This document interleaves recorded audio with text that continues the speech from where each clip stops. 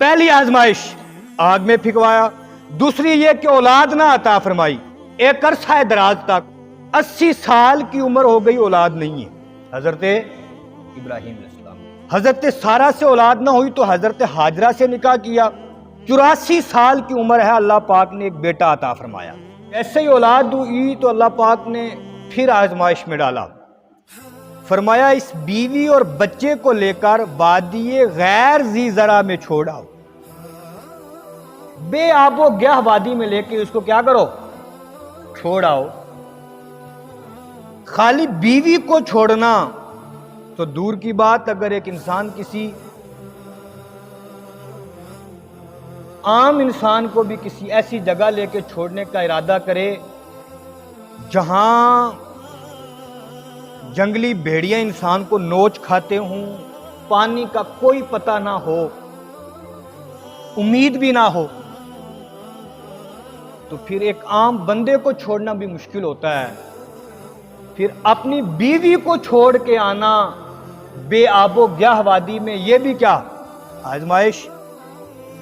اور پھر خالی بیوی کو نہیں، وہ بچہ جو اللہ پاک نے 84 سال کی عمر میں عطا فرمایا، اور وہ بھی گریہ زاری آہو بکا کے بعد اس بچے کو چھوڑ کے آنا۔ تمہیں خداوندی کی تکمیل کی رات کے آخری پہر میں لا کر حضرت ہاجرہ کو اور حضرت اسماعیل کو بے آب و گیاہ وادی میں چھوڑ دا۔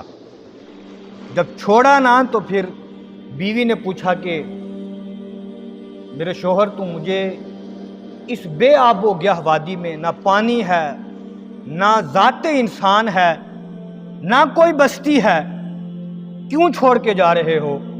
اور پھر جواب دیا کہ یہ اللہ کا حکم ہے۔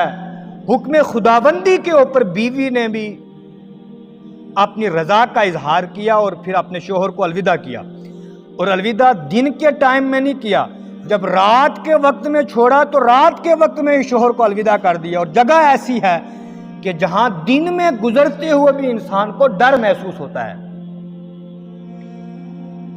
چھوڑ کے چلے آئے۔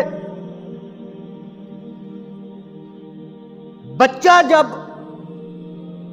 چلنے پھرنے کے قابل ہوا، کھیل کود کی عمر نکل گئی، بچے کی مسکراہٹ دیکھنے کی عمر نکل گئی، گود میں اٹھانے کی عمر نکل گئی، آزمائش میں رہے۔ 13 سال کا ہوا بیٹا اسماعیل، سب بولے علیہ السلام، حضرت ابراہیم علیہ السلام ملاقات کے لیے حاضر ہوئے۔ جب ملاقات کے لیے آئے نا تو اب قرآن کہتا ہے فَلَمَّا بَلَغَ مَعَهُ السَّعْيَ، پھر جب وہ اس کے ساتھ کام کے قابل ہو گیا، یعنی بچہ جب کام میں ہاتھ پھٹانے کے قابل ہو گیا، قال یا بنی انی ارا فی المنام انی اذبحک فانظر ماذا تری، جب بچہ چلنے پھرنے کے قابل ہوا، 13 سال کی عمر ہوئی، خواب آئی، اور نبی کی جو خواب ہے یہ وحی کے درجے میں ہے، وہی اللہ کا حکم ہوتا ہے اور وہی شریعت بن جاتی ہے۔ خواب یہ دیکھا کہ میں اپنے بیٹے کو ذبح کر رہا ہوں۔ اپنی بیوی حضرت ہاجرہ علیہ السلام سے کہا میں دوست کی دعوت پہ جا رہا ہوں، اسماعیل کو ساتھ لے کے جانا ہے، تیار رکھنا۔ حضرت ہاجرہ نے اپنے بچے کو جو اللہ پاک نے عمر کے آخری حصے میں دیا، بچے کو نہلایا، دھلایا، تیار کیا، کپڑے پہنائے، بالوں میں کنگھی کی، باپ کے ساتھ روانہ کیا۔ جیسے ہی آگے آئے نا تو شیطان بزرگ کی شکل میں آ گیا سامنے، آ کر کہنے لگا ابراہیم علیہ السلام، کہا بیٹے کو کہاں لے جا رہے ہو؟ ایک خواب کی بنا پر اللہ کی بارگاہ میں ذبح لگے کرنے۔ حضرت ابراہیم علیہ السلام نے کنکرے اٹھائے اور اٹھا کے مارے اس کو،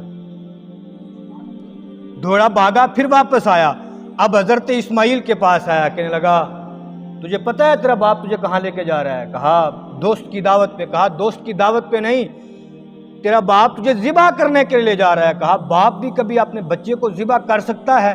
عام انسان عام کو ذبح نہیں کر سکتا، پھر باپ کی اگر 10 بچے ہوں تو باپ 10 میں سے ہر ایک سے برابر پیار کرتا ہے، کسی کو ذبح نہیں کر سکتا۔ اور اگر پھر باپ کی اولاد ہی اکلوتی ہو ملی بھی عمر کے آخری حصے میں ہو اور پھر دعائیں مانگ مانگ کے رات کے آخری پہر میں ملی ہو، کہا باپ کیسے بیٹے کو ذبح کر سکتا ہے؟ کہا تیرے باپ کا خیال یہ ہے کہ یہ اللہ کا حکم ہے۔ حضرت اسماعیل علیہ السلام نے فرمایا، کہا اگر میرے باپ کا یہ خیال ہے کہ یہ اللہ کا حکم ہے تو کہا پھر میں ذبح ہونے کے لیے تیار ہوں۔ شیطان نے سوچا یہاں بھی چارہ نہ چلا، دوڑ کے آیا حضرت ہاجرہ کے پاس، کہنے لگا ہاجرہ جانتی ہو ابراہیم تمہارے بیٹے کو کہاں لے کے گیا؟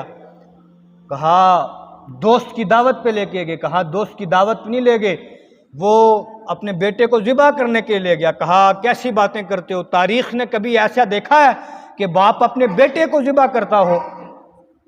کہا اور وہ بھی وہ بیٹا جو اللہ پاک کی بارگاہ سے مانگ مانگ کے لیا ہو، عمر کے آخری حصے میں ملا ہو۔